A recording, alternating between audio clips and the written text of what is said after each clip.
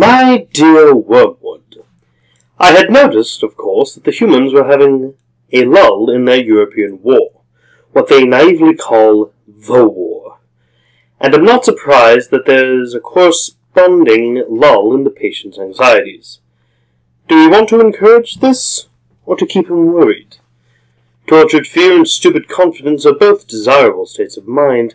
Our choice between them raises important questions. The humans live in time, but our enemy destines them to eternity. He therefore, I believe, wants them to attend chiefly to two things, the eternity itself, and to that point of time which they call the present. For the present is the point at which time touches eternity. Of the present moment, and of it only, humans have an experience analogous to the experience which our enemy has of reality as a whole. In it alone freedom and actuality are offered them. He would therefore have them continually concerned either with eternity, which means being concerned with him, or with the present, either meditating on their eternal union with, or separation from, himself, or else obeying the present voice of conscience, bearing the present cross, receiving the present grace, and giving thanks for the present pleasure. Our business is to get them away from the eternal and from the present.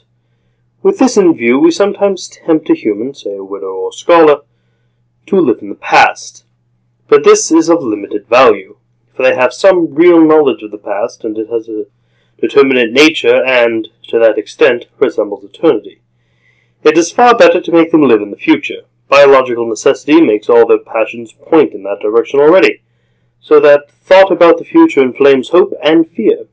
Also, it is unknown to them, so that, in making them think about it, we make them think of unrealities.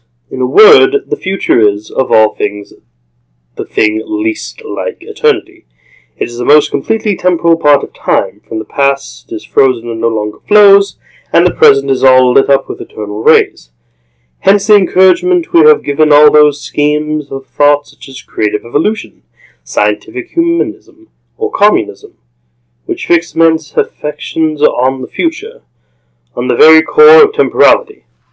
Hence nearly all vices are rooted in the future. Gratitude looks to the past, and love to the present. Fear, avarice, lust, and ambition look ahead. Do not think lust an exception.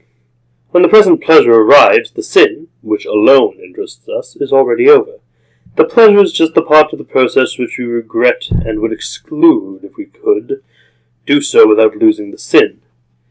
It is the part contributed to the enemy, and therefore experienced in the present. The sin, which is our contribution, looked forward.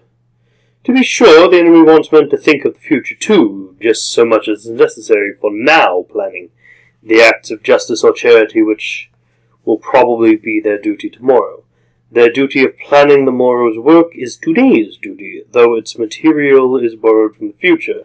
The duty, like all duties, is in the present. This is now straw splitting. He does not want men to give the future their hearts, to place their treasure in it. We do.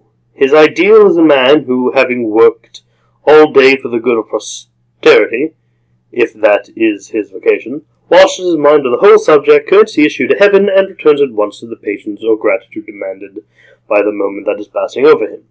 For we want a man hag-ridden by the future, haunted by vision of an imminent heaven or hell upon earth, ready to break the enemy's command in the present, if by doing so we make him think he can attain the other or avert the other, dependent for his faith on the success or failure of schemes whose end he will not live to see.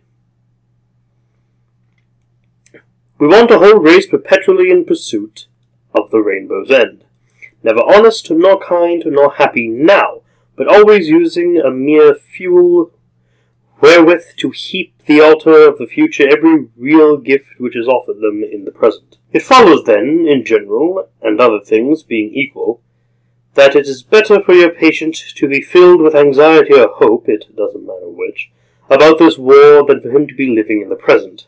But the phrase living in the present is ambiguous.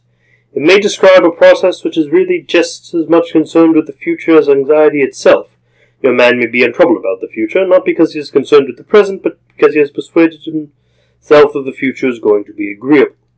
As long as it is the real cause of the tranquility, his tranquility will do us good, because it is only piling up more disappointment, and therefore more impatience for him when his false hopes are dashed.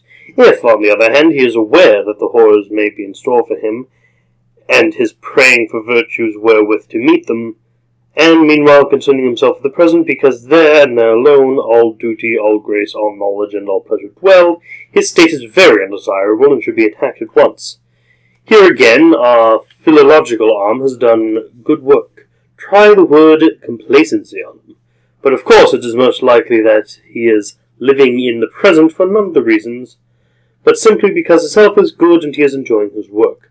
The phenomenon would be then merely natural. All the same, I should break it up if I were you. No natural phenomenon is really in our favour. And anyway, why should the creature be happy? Your affectionate uncle, Screwtape.